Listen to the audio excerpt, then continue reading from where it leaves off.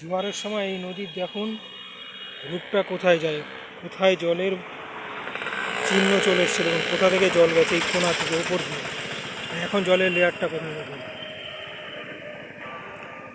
অর্থাৎ প্রপারলি তো আপনার জোয়ার এবং ভাটার ওপর নদীর পুরো রূপটাই কিন্তু চেঞ্জ হয়ে যাবে।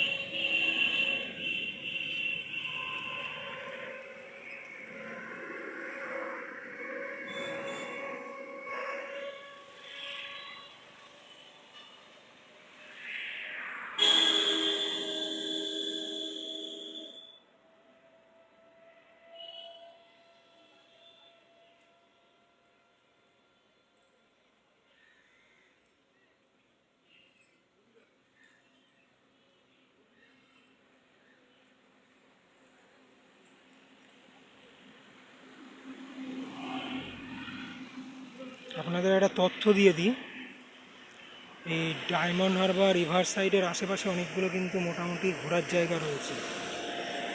আপনি মনে করলে এখানে একটা গঙ্গার ধারে চার্চ রয়েছে, সেখানে যেতে পারেন। তার বাইরে রয়েছে একটা লাইট হাউস। লাইট হাউস থেকে মূলত পুরোপুরি এখানে চারপাশে একটা রাতের বেলা অসাধারণ দৃশ্য দেখা যায়, দেখার মতো।